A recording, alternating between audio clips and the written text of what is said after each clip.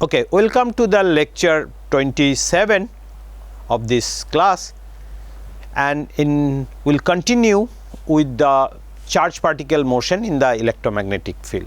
So we'll continue the charge particles motion in the electromagnetic field. So let me recap what we have done so far regarding the charge particle motion in the electromagnetic field. Recap of last few lectures. So let me write recap as a red ink. So we have obtained the Lagrangian for a charge particle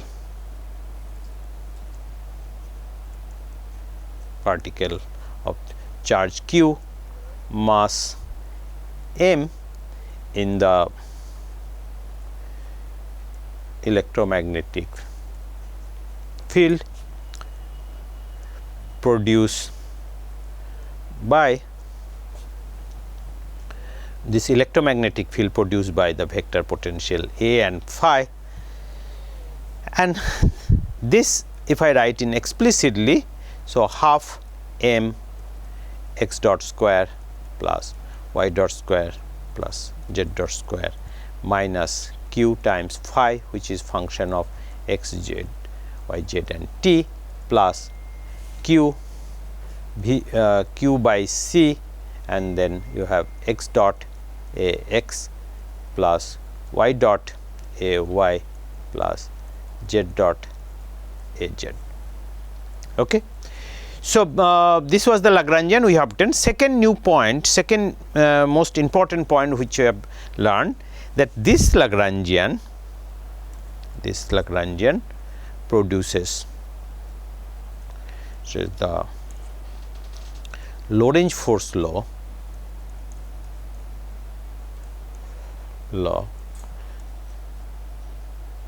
through Euler-Lagrange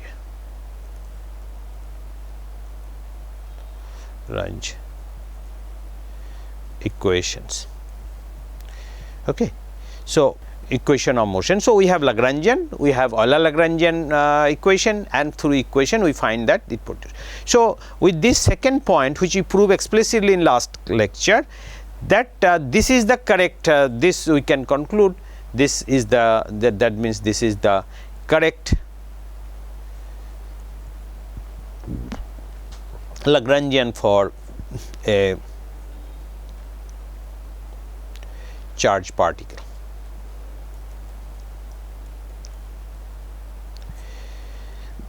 The another important point we have discussed in last lecture is that an example. So if you have a magnetic field B0 k, then what will be the Lagrangian for that? So we found that B0 k can be obtained from a potential A1 is minus B0 y by 2 B0 x by 2 0, this vector potential. So these are the components. Okay, and you can check that this produce curl of A1 is also B0 k. Okay. So immediately we can substitute this in our Lagrangian, and we found that our Lagrangian L1, let me denote with that now, T minus, and here there is no electric field, so your scalar potential will be 0. Okay. So this will be Q by C x dot minus B0 y by 2 plus y dot B0 x by 2. Okay. So this will be your Lagrangian. So let me write neatly that T plus Q by C minus B0 x dot y by 2 plus B0 x y dot by 2. So, this is the Lagrangian. So, all these things we have learned in last few lectures. Now, now in this lecture we will see that we already mentioned that there will be infinitely many potential. So, we know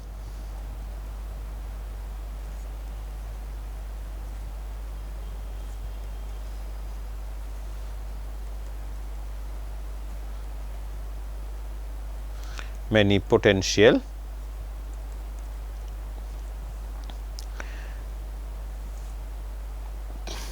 can give rise to the same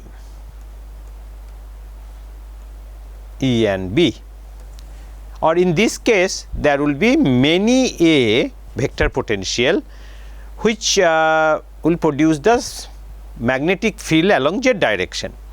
For example, so I'll start this lecture to explain that there will be many Lagrangian, there will be many vector potential, infinitely many vector potential. So, there will be infinitely many Lagrangian. So, this lecture will teach the equivalence of such infinitely many Lagrangians.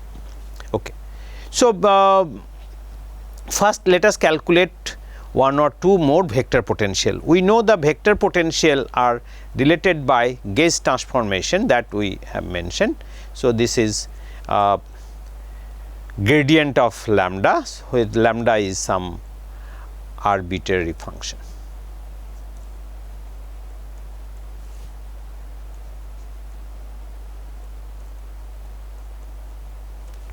Okay. So, now we consider that another vector potential from my guess or intuitive back calculation. By using back calculation, I just write another is B0 y minus B0 y 0 0 A2, and A3 another I will write 0 B0 x 0, and you can check that curl of both this A2 will also be B0 k, and curl of A3 also you can verify yourself, it can be B0 k. Okay. So, I have a magnetic field along z direction. For that I have now three potential. So, I will have three Lagrangian. So, I have first Lagrangian was I wrote just a minute ago. This is my first Lagrangian. So, let me write all the Lagrangians together and we will try to see. So, first Lagrangian, okay, let me write potential. Potential was minus B0 y by 2 B0 x by 2 0, and your Lagrangian was L t plus q by c minus B0 x dot y by 2 plus B0 x y dot x dot y and x y. So, this is my Lagrangian. Now, I have found two more vector potential for the same field was minus B0 y by minus B0 0 0. So, L2 will be t plus q by c B0 x dot y. There is no 2 here. Okay. And L3, A3 we obtain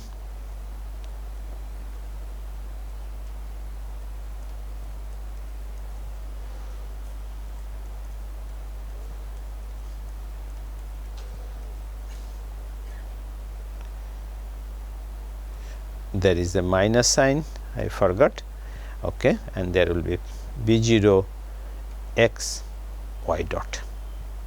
Okay. So, there are three Lagrangian, and we will see how these Lagrangians are equivalent. So, you have to recall the properties of Lagrangian, that two Lagrangian are equivalent when L prime equal to some overall multiplicative times C, or when Lagrangian is L plus some overall constant, or if you have a Lagrangian L plus df, which is a function of coordinate and time times dt. So, two Lagrangian, first two are trivial properties. We have seen the scaling, we have seen that constant term always can be added to the Lagrangian, but this is the non-trivial, that when two Lagrangian is differ by a total time derivative of a function of coordinate and time, then the Lagrangian describe equivalent Lagrangian. So, now our job is to see that whether these three Lagrangian L1, L2, L3 belongs to can satisfy these properties. Particularly, we will look for this property.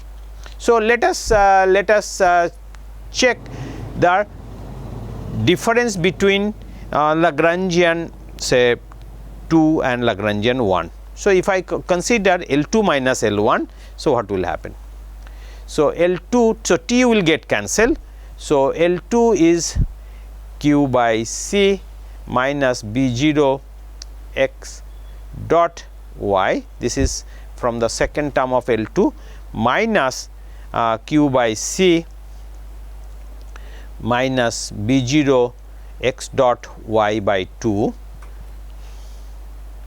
plus B0 x y dot by 2. So, this is the second term of the L1 Lagrangian. Okay, you can recall. So, now if you take Q by C B0 common, then what happened? This will be x dot y term, this will be minus minus plus. So, this term will be minus x dot y by 2 term, no, this will be plus because minus minus plus, okay, and the second term will be minus x y dot by 2. Okay. Now, you see that this term Q B0 by C, if I combine these two terms, it will give you minus x dot y by 2 and this is x y dot by 2. So, we find that this term is Q, this term is just a df dt term, where f is minus Q B0 by C x y. Okay. So, from here we find L2 is nothing but L1 plus df dt, where f is minus Q B0 by C x y term. Okay. Similarly, just for your confidence, let us calculate also the L3 minus L2. So, this is not happening for this single case, but it will happen for all the infinitely many Lagrangian, and will the general proof will do shortly. So, let us also calculate L3 minus L2. So, L3, the T part will get cancelled. So, L3 has, let me check, L3 has B0 x y dot. So, Q by C B0 common x y dot. Okay. So, this is the L3 second term of the L3 x y dot, and the second term of L2 is, if I take Q B0 by C common, Q B0 by C common, then will be minus minus, and there is a minus. So, minus minus plus. So, there are two minus L2 and L2 itself has a minus. So, x dot y. So, again we find L3 equal to L2 plus df dt, where f in this case will be Q B0 C x y. So, if I have a this term, total derivative, time derivative of this term is added on L2, I will get L3. So, from our properties of Lagrangian, we found then L1, L2, L3 describe same system. that is expected, because they are in the system is the charge particle motion in the magnetic field B 0 k y direction k direction z direction magnetic field, and we find that this Lagrangian is only differ by a total time derivative, and dynamics will not change. So now next question is that can we prove this in general? So the next topic which we will consider is the gauge invariance of the Lagrangian L for a charged particle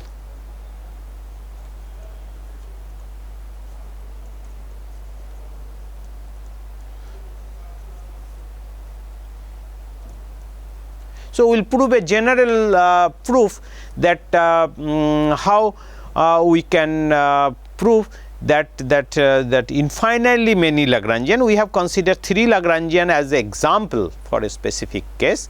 Now we will consider in general that infinitely many Lagrangian will be equivalent. So that proof will be related to the gauge invariance of the Lagrangian L. Okay. So let us start with the Lagrangian L equal to half m x dot square y dot square plus z dot square, and we can write this is t, because this has nothing to do with the gauge invariance. So t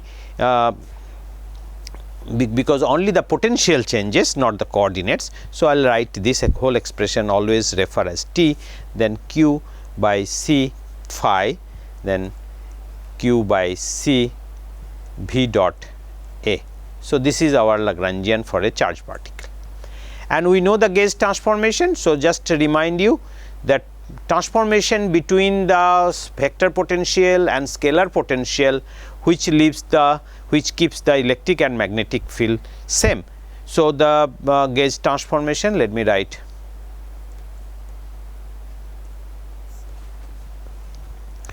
gauge transformation is a prime going to a plus gradient of some arbitrary space time dependent function lambda, and phi prime will go to phi minus 1 by c del lambda del t, the same lambda. Okay. So let us consider the Lagrangian in that L prime. So L prime Lagrangian will be t prime, and as I said, it will be same charge, velocity of light, they will not change, only the potential will change. So q c, and the velocity also will not change. So this, so gauge transformed Lagrangian. So this L is gauge formed Lagrangian. Okay. So what we'll do? Okay. So this is gauge term. So now substitute. So t will be same as t because nothing to do. Q by c phi prime, I'll write phi minus 1 by c del lambda del t. Then q by c v will be as it is, and then you will write a plus gradient of lambda, where lambda, capital lambda, is an arbitrary function of space time. Okay. So now let us recall. So I'll collect the terms q by c phi, and from the first term from here I'll collect q by c v dot a. Okay. Then remaining term I have minus plus. Oh, sorry, this there is no c, so I have a extra c in the Lagrangian. So let me cancel that. This c will not be there, this c will not be there, this c of course will be there, but this c will not be there, this c will be there, this c will not be there. Okay. So there was a typo error. Okay. So, now q phi and this, so I will have then plus 1 over c q by c del lambda del t, the minus plus, and the second term from the this term will be again q by c v dot gradient of lambda. Okay. So, you can see the first 3 terms is nothing but your old Lagrangian. So, we will have L prime equal to L plus q by c, if you take common, del lambda del t plus v dot gradient of lambda. Okay. Now, this quantity, if you know, is nothing but d lambda dt. How? Because lambda is a function of x, y, z and t, sorry, lambda, I want to mean lambda.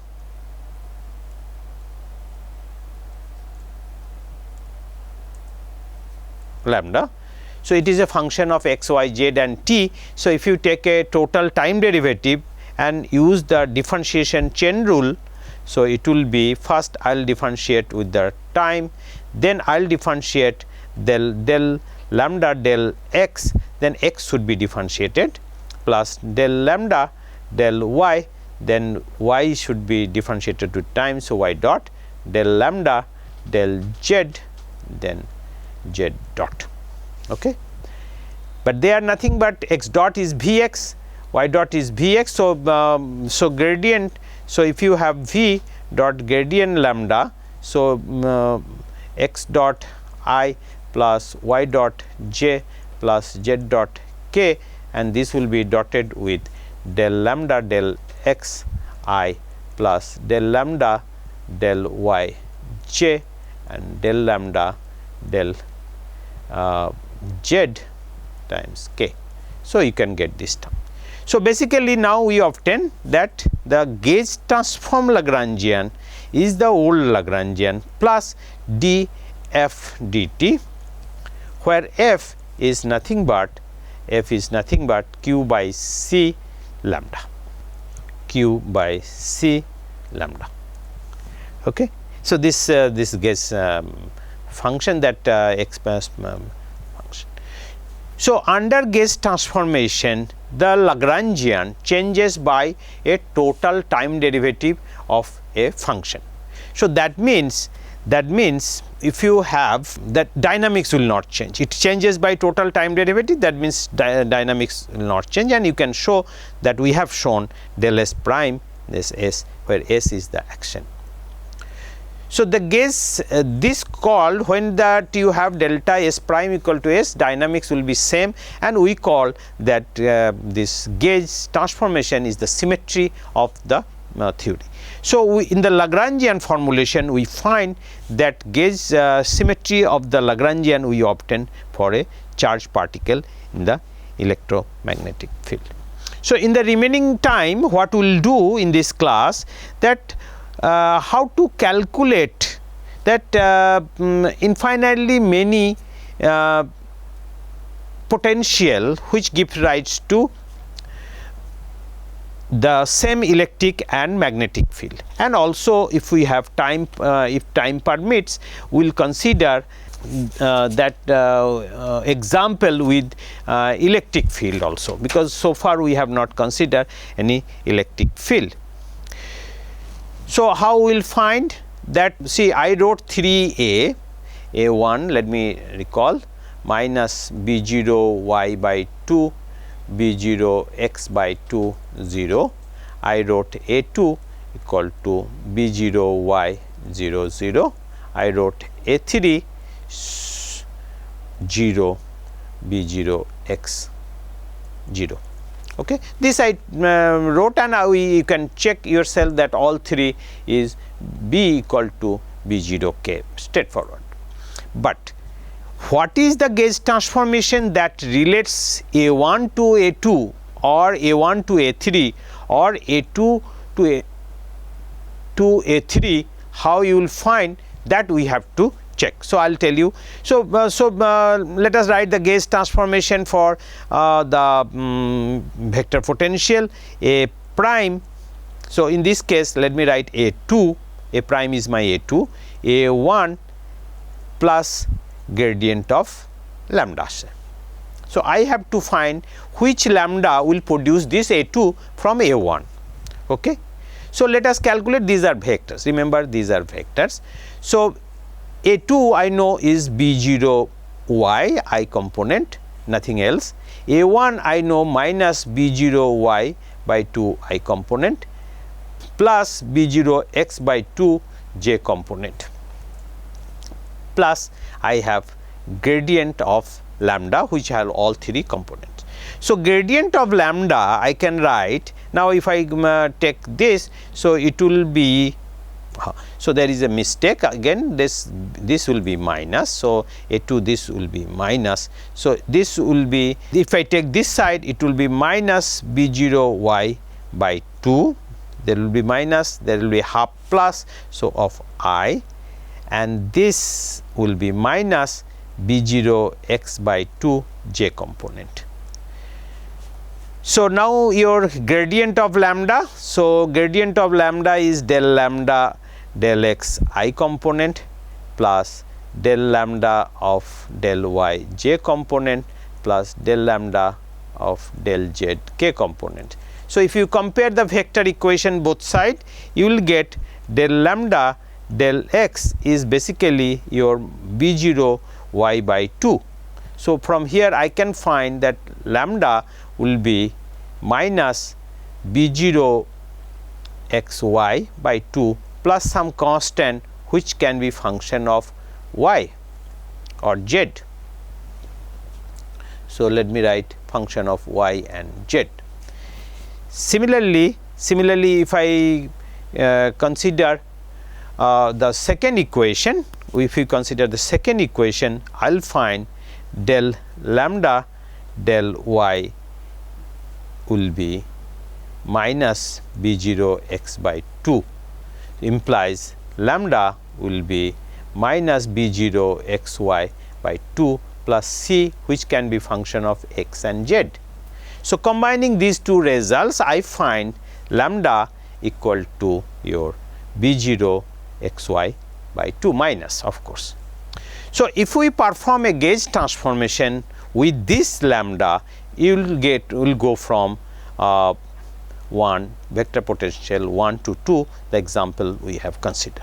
So, you can other way, this how to find gauge transformation relating this vector potential that I told you, but other way you can when you have A prime equal to A, you know one, this is known, suppose this is known, and then grad of lambda. So, now you choose your lambda equal to x y. So, you find what is their x y, add them, you will get another. You choose your lambda is x square, you will get another. You choose your lambda equal to x y z, you will get another. You choose your lambda equal to x square plus y square, you will get another. So, you will get infinitely many vector potential corresponding to this. So, in next class we will consider a tutorial class, and we will consider few examples, we will solve examples, and then next lecture we will consider another velocity dependent potential which is of not in this form, then how to deal with them. But before that we will consider a tutorial class of the charged particle motion in the electromagnetic field. We will solve few problems, and also please raise your doubts, questions in the discussion forum, so we can. Okay, bye for now. So, we will meet in next class.